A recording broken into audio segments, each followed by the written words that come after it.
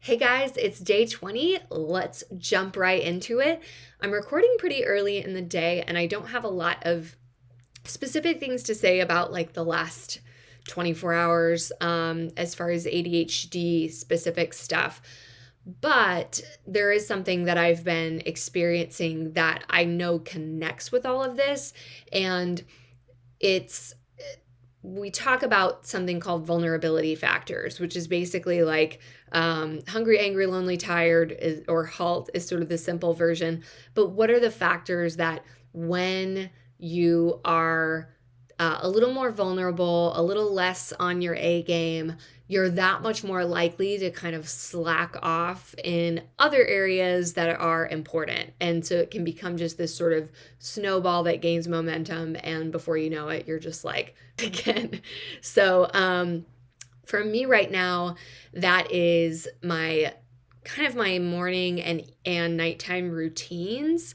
I have not been getting the best sleep. It's not horrible like it was in early quarantine, but especially in the past few days, I've been noticing how difficult it is for me to get out of bed in the morning.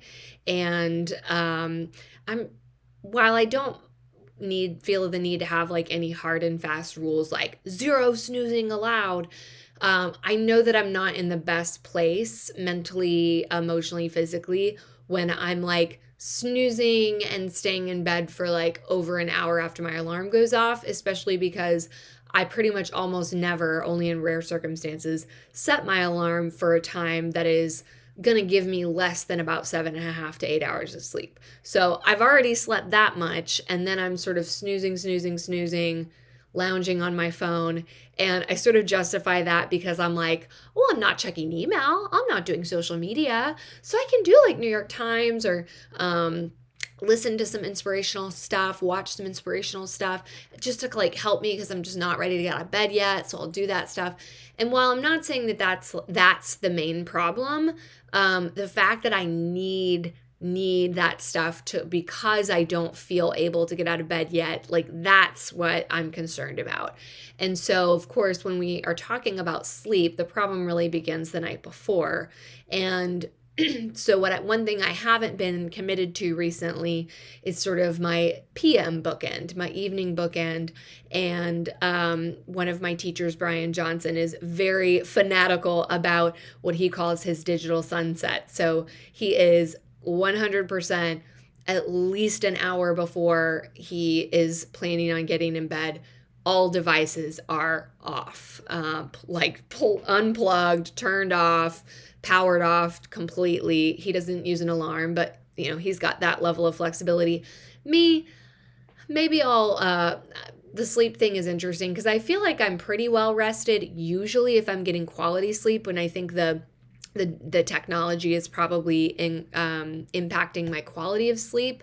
So that's not great. But normally if I get between 7.5 to 9 hours of sleep, I'm plenty well rested. But I just get annoyed because I'm like, I could definitely, like if I didn't use an alarm, I would, even when I was sleeping well, I'd probably sleep for 9 hours a night. And I'm just like, damn it, body, why can't you be one of those people who's totally rested on 7 hours or even eight?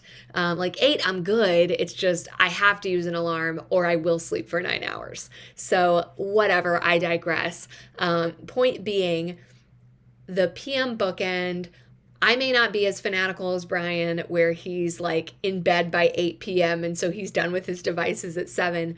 But I would really like to make that hour commitment. So I've made kind of a list of the things that I'm going to do to focus on this. And this may be part of my week 2, like really committing to this very, very strongly over or week 3, sorry, over the next week. But starting now, starting tomorrow or tonight really.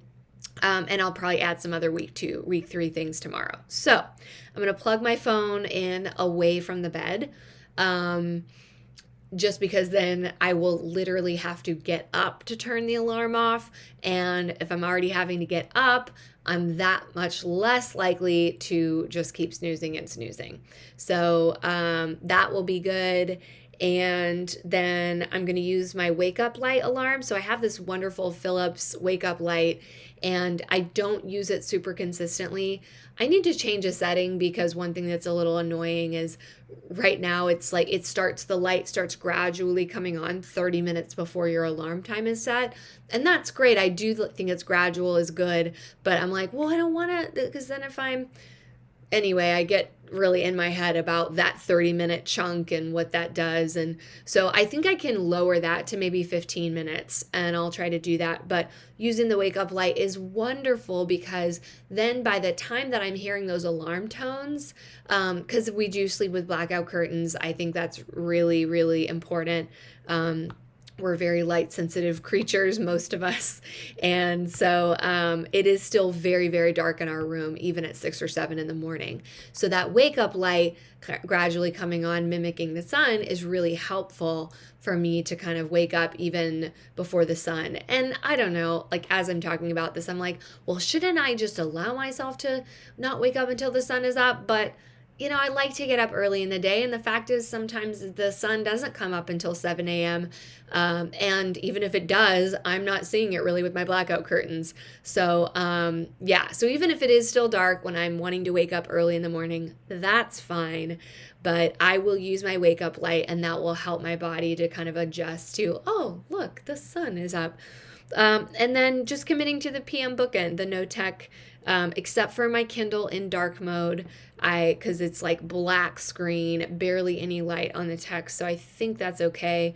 But TV and computer are the big culprits for me, that I'm going to set an alarm right after I finish recording this so that 1 hour before my bedtime for each day, which may adjust a little bit depending what I have going on in the evening. I always want my bedtime, in bed reading my book, to be by 10:30ish. Usually I hit that. But if there are nights where I can get in bed earlier at 10, I will set my alarm for 9 to shut off the devices. So I really, really think that will help because I did have a period of time I was more committed to that, and I think that I was sleeping better. So I will keep you guys posted, and I think that all of that will help me feel more energized, less likely to kind of cut corners on some of my good habits I've been working on, and we'll see. More tomorrow for the week 3 plan, and I'll see you guys then.